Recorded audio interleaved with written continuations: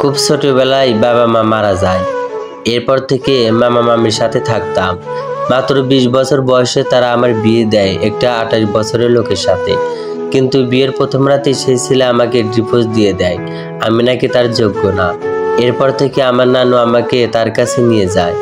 এরপর 1 বছরের মাথায় নানুও মারা যায়।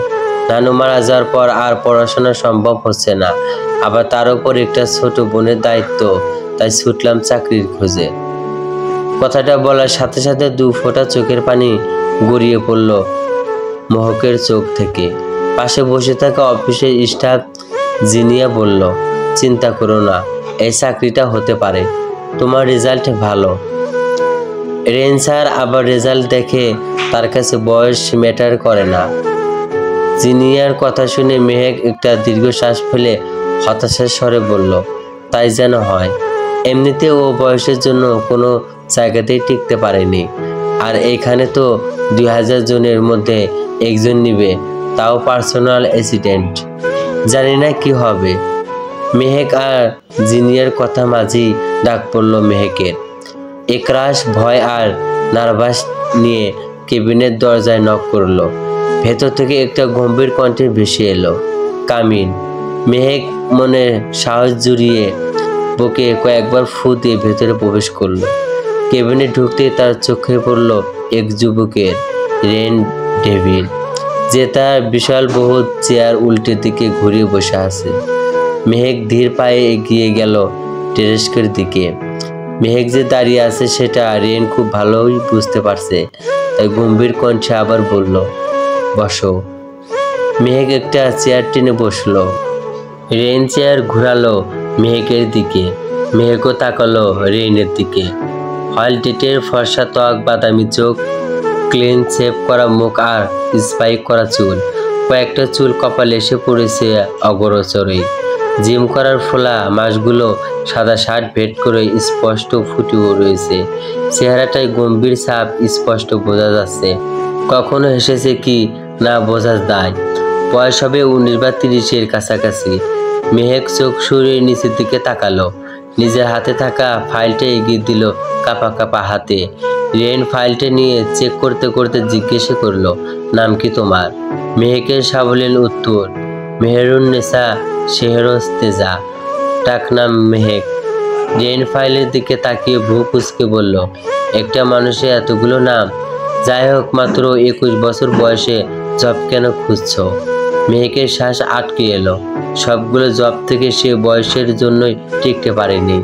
এখন একমাত্র ভরসা এই বিখ্যাত কোম্পানি ডেভিন স্ট্যাটিস। এইটাতেও না হলে আর বেঁচে থাকতে হবে না। মেহেক কয়েকবার আল্লাহর নাম পড়ে বলল, আমার বাবা মা কেউ নেই স্যার, আর বাড়িতে তেমন কেউ নেই যে আমাদের ভরণ পোষণের দায়িত্ব নেবে, তাই জব খুঁজতে বেরিয়েছি স্যার। আমার জবটা খুব প্রয়োজন। সব জায়গাতেই বয়সের জন্য আটকে গিয়েছি, তাই আপনার কাছে এসেছি। মেহেকের কথা শুনে রেইন তার অগোচরেই হালকা হাসলো, হয়তো সেটা মেহেক দেখতে পায়নি। রেইন মেহেককে আরও কিছু প্রশ্ন করলো, আর মেহেকও খুব বুদ্ধিমত্তার সাথে সেগুলো জবাব দিল। ইন্টারভিউ শেষ। রেইন বলল, তুমি খুবই বুদ্ধিমতী। আই হোপ তুমি আমার প্রিয় হও। তবে আরও কয়েকজনের ইন্টারভিউ নেওয়া বাকি আছে। রেন একটু থেমে আবার বলল, তোমার জব হয়ে গেলে জানিয়ে দেওয়া হবে। এখন তুমি আসতে পারো। মেহেক সালাম জানিয়ে বেরিয়ে গেল কেবিন থেকে। মেহেক বের হতেই রেন একজন স্টাফকে ফোন দিয়ে কেবিনে আসতে বলল। কয়েক মিনিটের মধ্যে লোকটা চলেও এলো। রেন আদেশ করে বলল, মেহেরুন্নেসা শেহরাস্তেজা, জব কনফার্ম করো আর স্যালারি 2 লক্ষ করো, তবে ওকে কালকে জানাবে। স্টাফ মাথা দুলিয়ে চলে গেল। রেন নিজের চেয়ারে মাথা এলিয়ে দিল, চোখ বন্ধ করলো, বাঁকা হেসে আড়ালো। কোনো এক গধূলি বিকেলের আমি দেখতেছিলাম তুমি হাসছিলে। নাম দিয়েছিলাম তোমার ফিনিক্স পাখি। তুমি সেই নারী যে বাজিয়েছিলে আমার মনের ভ্যালি। তুমি কি ভেবেছো মেহেক সোনা এত সহজে আমার মন চুরি করে পালাবে? No way. তুমি হয়তো কোনোদিন জানতেই পারবে না যে তোমাকে সবগুলো জব থেকে রিকোয়েস্ট আমার কথাই করা হয়েছে। কথাগুলো মনে মনে বলে রেইন ঠোঁটে বাঁকা হাসি দিয়ে চেয়ারটা দুলিয়ে উঠল। রাস্তার এক পাশে ডেভিন ইন্টারডিস্ট বড় এক অফিস, আর ঠিক তার উল্টো পাশেই অস্থির হয়ে দাঁড়িয়ে আছে এক কালো পোশাক পুরোহিতা অষ্টদশী মেয়ে, মেহেরিমা মেহরাজ তুষি। ফর্সা ত্বকটাও রোদের তীব্র আলোয় লাল বর্ণ ধারণ করেছে, গায়ে বেয়ে পড়ছে ঘাম। তুষি মূলত এখানে এসেছে তার বোনের সাথে। মেহেক বের হচ্ছে না দেখে তুষি অফিসে যাওয়ার সিদ্ধান্ত নিল। যেই ভাবনা সেই কাজ। হাতের দুইটা বাবলটি নিয়ে রাস্তা পার হতে যাবে, এমনি একটা গাড়ি হর্ন দিয়ে উঠল, যেটা আগে থেকে রাস্তার কিনারে পার্ক করা ছিল। আকস্মিকভাবে হর্ন বাজায় তুষি ভয় পেয়ে যায় এবং হাতে থাকা বাবলটি কিছু পড়ে যায়। তুষির রাগ আর দেখে কে, হাতের বাবলটি দুইটাই ছুঁড়ে মারে গাড়ির গ্লাস বরাবর। সাথে সাথে গাড়ির ফ্রন্ট গ্লাসটা বাবলটি দিয়ে নষ্ট হয়ে যায়। তুষি এমন কাজে রেগে গাড়ি থেকে বের হয় এক দুদর্শন যুবক, চোখে চশমা, মুখে মাস্ক আর মাথায় ক্যাপ, হাতে কালো গ্লাভস, লং কোট পরা। এই সুদর্শন যুবকটা হেসে দাঁড়ায় তুষির পাশে। তুষির হাইট 5 ফুট 4 হয়, দরুন লোকটার মুখ পর্যন্ত তার মাথা গিয়ে ঠেকেছে। এই যে মিস, এটা আপনি কি করলেন? তুষি ভাবলহীনভাবে বলল, আপনি যেটা করলেন সেটার প্রতিশোধ নিলাম। লোকটা গুরু গম্ভীর কণ্ঠে বলল, তুমি জানো আমি কে? তুষি অবাক হওয়া ভ্যান করে বলল, হাই হাই, আপনার বাবা মা বলেনি আপনার পরিচয়? খুবই দুঃখজনক ব্যাপার স্যাপার। থাক, চিন্তা করবেন না, আমি সাহায্য করব আপনাকে। আমি আমার ইতিম বাচ্চাদের সাহায্য করতে পছন্দ করি। যুবকটা দম দিয়ে বলল, চুপ বেয়াদব, আমি Jane Devin, superstar Jane Devin, আর তুমি আমার সামনে এভাবে কথা বলছো? তুমি জানো এখন যদি আমার মাস্ক খুলি তাহলে এখানে আমার শত শত ফ্যান হাজির হয়ে যাবে। তুমি একবার জেইনের নিচ থেকে উপর পর্যন্ত পরখ করে দেখো জেইন ডেভিল আবার কে? জেইন যেন আকাশ থেকে পড়লো, এই দেশে থাকে অথচ তাকে চেনে না। এত বড় সুপারস্টার সে, তার কত কত গান ভাইরাল, অথচ এই মেয়ে তাকে চেনে না। জেইন একটা দীর্ঘশ্বাস ফেলে বলল, রেইন ডেভিনকে চেনো?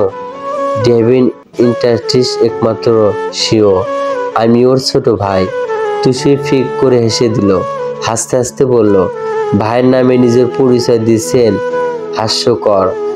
জেইন কিছু বলতে যাবে, অমনি তুষি মেহেককে অফিস থেকে বের হতে দেখলো, তাই জেইনকে থামিয়ে বলল, যাই হোক, আপনাকেও তো আমি দেখে নেব, আজকের প্রতিশোধ পূরণ হয়নি আমার। তুষি একটা মুখ ভেক্সি দিয়ে চলে গেল তার বোনের কাছে। ওইদিকে তুষি যাওয়ার দিকে তাকিয়ে জেইন আনমনে বলে উঠল, ডিসগ্রাস্টিং। 2 তলা বিশিষ্ট একটা বড় বাড়ি, তবে মেহেক আর তুষির জায়গা হয়েছে নিচতলা একটা ছোট রুমে। যদিও তাদের নামে অর্ধেক বাড়ি লেখা, তবে মামা মামি দিতে নারাজ। মেহেক ভেবে রেখেছে একবার শুধু পড়াশোনাটা শেষ হোক, তারপর নিজের ভাগ বুঝে নেব সে। তাই চুপচাপ মামা মামির অত্যাচার সহ্য করে যাচ্ছে। নিচতলার কক্ষে বারান্দায় চেয়ারে গা এলিয়ে বসে আছে মেহেক। রাত তখন 2টার কাছাকাছি। তুষি অনেক আগেই ঘুমিয়ে গেছে। চাঁদটাও ঠিক মেহেকের মুখ বরাবর আলো দিচ্ছে। মেহেক গভীর চিন্তায় মগ্ন তার জবটা নিয়ে। এ মাসে যদি জব না হয় তাহলে তার পড়াশোনা বন্ধ হয়ে যাবে, আর সামনে তো তুষির এইচএসসি বোর্ড পরীক্ষা, ফি দিতে হবে। হাজার একটা চিন্তায় মেহেকের মাথা ফেটে যাচ্ছে। নিজের পড়াশোনার কথা বাদ, অন্তত বোনটাকে পড়াশোনা করাতে চায় সে। তবে এত সব কিছু মাঝেও মেহেক আল্লাহর কাছে কোনো দিন অভিযোগ করেনি, কিন্তু আজ অনন্তহীন গহীন থেকে আল্লাহর কাছে অভিযোগ করে বসলো মেয়েটা। চোখ বন্ধ করে একটু শব্দ করে অভিমান করে বলল, আমার জীবনটাই কেন এমন বিষাদময় করে দিলেন আল্লাহ? আমি কি সুখ পাওয়ার এতটাই অযোগ্য? প্রথমে তো বাবা মাকে কেউ মেরে দিল, এরপর আমার বিয়ে হলো, অথচ একদিনও সংসার করতে পারলাম না। আবার এখন টাকার জন্য পড়াশোনা বন্ধ হতে নিচ্ছ। কি চাইছেন আপনি? আমাকে তুলে নিতে তাহলে নিন, তা না হলে এই পৃথিবীতে থেকে মরণ যন্ত্রণা সহ্য করার ক্ষমতা দিন। অভিযোগগুলো হয়তো উপরওয়ালা শুনল। মেহেক ঢুকরে কেঁদে উঠল, চোখ বেয়ে নোনা জল গড়িয়ে পড়ল ফর্সা গাল বেয়ে। মেহেক আর সেখানে বসলো না, উঠে চলে এলো রুমে। একটু ঘুমালো, হয়তো ব্রণটা রেস্ট পাবে। দূর থেকে একটা তীক্ষ্ণ নজর এতক্ষণ ধরে মেহেকেই পর্যবেক্ষণ করছিল। তার অঙ্গভঙ্গি, কান্না, অভিযোগগুলো সবই দেখতে পেলেও সে অবয়। মেহেক রুমে যেতেই বাঁকা হেসে সেই অবয়টিও চলে গেল। কোনো এক অজানা উদ্দেশ্য চলবে।